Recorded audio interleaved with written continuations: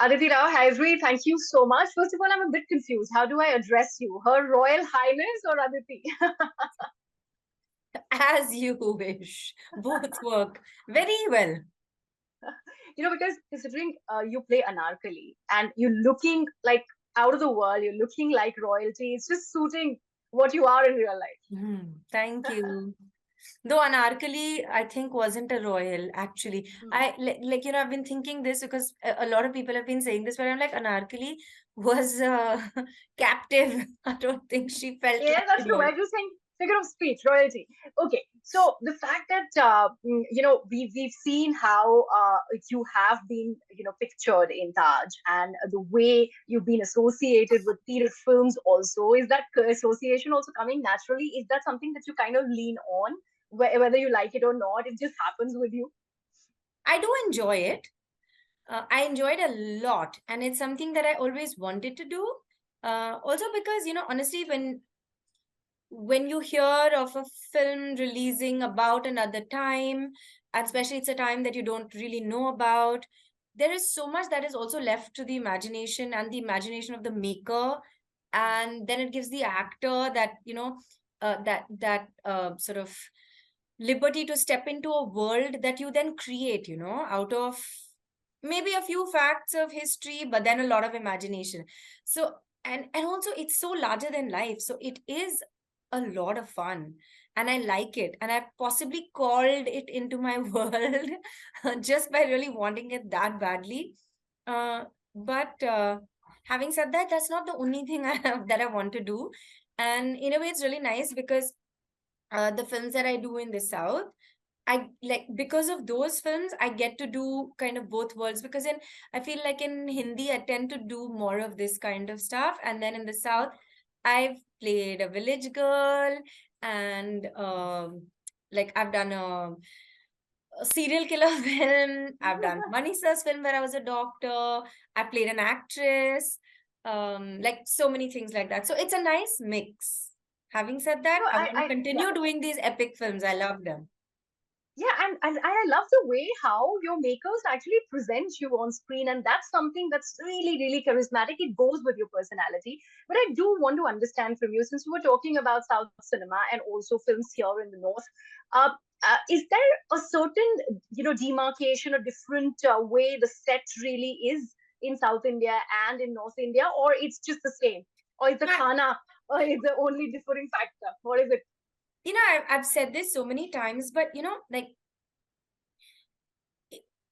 creativity is not about a creativity, and how people work is not really about region or language or anything. And even with films, I've said this so much, which is why I've always wanted to be a part of like films all over India, all over the world. If somebody makes me speak Spanish, also I'll speak with them if I'm dying to work with a filmmaker. And I feel like, honestly, the way that you make a film really depends on the captain of the ship, who is the director, and of course the producer. But the director is actually the reason for why you work a particular way, or why you come to set at a particular time, and how the ads are, and how everybody is on set, including the actors.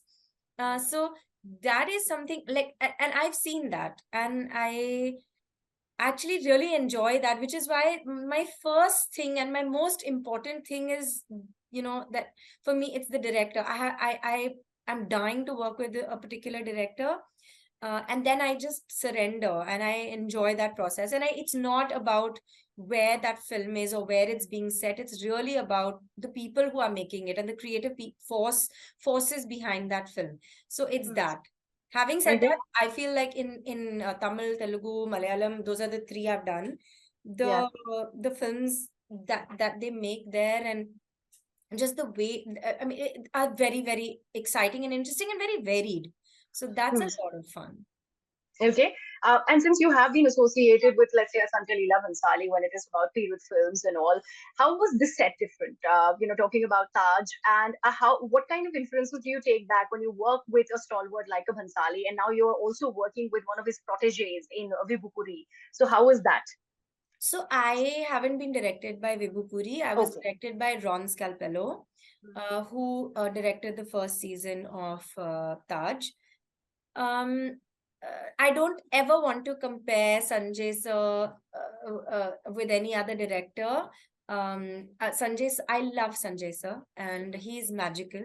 And I mean, he's a guru to me in many ways, and I cannot compare him with anybody. I'm also like, it's something that I feel too strongly about to like, it's, I don't think that's right to do. Having said that, the makers of Taj, the international team that was, creatively involved with Taj, when they first met me, they actually insisted that I do this because they had seen Sanjay sir's films, and Hmm. in particular Padmavat. And they saw Anarkali a particular way, like she had green eyes and etc., etc., etc. And they were like, and they literally were like, you have to, you have to, you have to, you have to. And so they were also very, very influenced by Sanjay sir. Hmm. Having said that, it was a completely different kind of approach. It was a completely different kind of script. And because they are not from here and their cultural context is completely different, I think that they dealt with the subject and everything else in their own unique way. Um, which is also possibly why I was excited to work with them, is because their approach was so different from, say, honestly, when I first heard about this project and the fact that they wanted me, I was like, I'm not going anywhere near this. One, it's a period drama. Two, Mughal Azam cannot be touched, and there is nothing as exquisite as that film. And three, I'm so spoiled by Sanjay sir, in the way in which that he works. I'm like, I'm not going anywhere there. But the Ron and William and Simon and the DOP Simon, they were just they just had such a different approach, and they looked at this story like a global story, and they almost made these characters human. Like, to Yeah. me, today, when I talk about Anarkali, she's just a girl in love, and a girl who is fearless because she stands by that love. So it's, in my mind, she's not iconic. She is just a Yeah. girl. And of course, history has created Anark and made her what, and Madhu Yeah. Balaji's portrayal Madhubala, of of course. Anarkali made it iconic.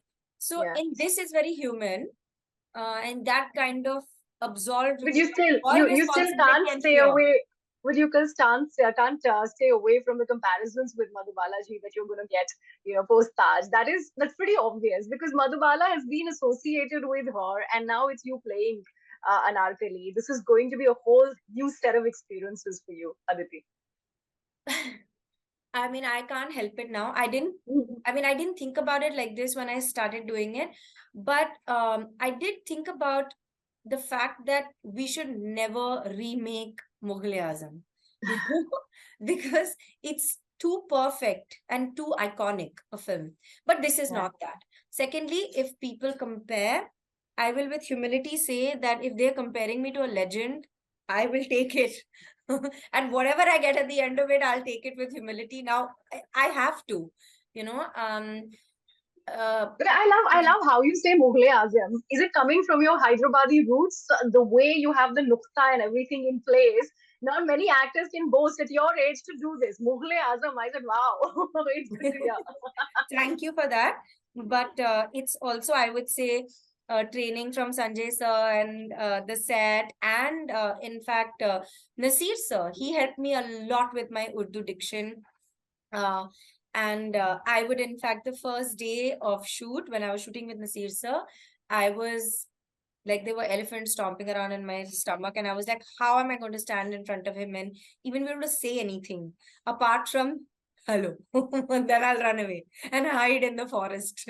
But Nasir sir uh, is such a team player, and he's so involved in making that, the script amazing or the scene amazing or whatever, that it was actually a lot of fun working with him. And I actually realized that, oh my god, in within 10 minutes I was like, sir, help me with my dialogues. So So it I is was, going to be a Aditi Rao Hydari festival on OTT, especially with Taj and then Hira Mandi. Of course, you are reuniting with Sanjay sir on that. So butterflies will remain. Elephant stomping is going to happen, Aditi. 100%. Every time I walk onto a set, only at the beginning of a day, at the start of a day, I have 55 elephants 389 butterflies, all kinds of things. But I feel like that's actually good, you know. It Hmm. kind of keeps you like it fuels me, and also I really enjoy working with directors who don't let me get comfortable, you know. It's like say what you also said, you know, oh, you are from this kind of family, so it must feel natural to you. No, it really doesn't, because it's a different life, it's a different time, it's a different world, it's a different vision, it's a different heart. And of course the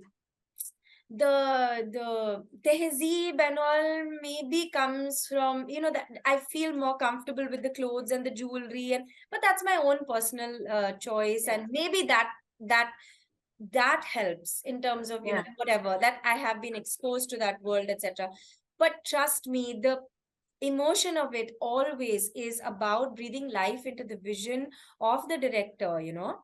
And that's always a thrill, and that's always a challenge, and I enjoy that challenge, especially when a director pushes me to the edge of a cliff and is like, go. I love it. Learn to fly. But It's tell me scary, but something. I I mean, love it. but you know, how did it really happen? Just a slight rewind for people who are listening and watching us.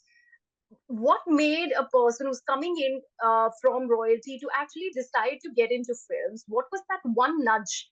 What happened that actually you thought that, okay, I want to do this, I want to become an actor? Was it a film? Yes, 100%. It was actually I will also give credit to my mother and grandmother, who have been very, very important in my life and in bringing me up, and my guru, Leela Samson. Um, so I did grow up around a lot of art, but it happened to be classical art, you know, like classical music, classical dance, painting, all of it. And I grew up around a lot of really incredible artists.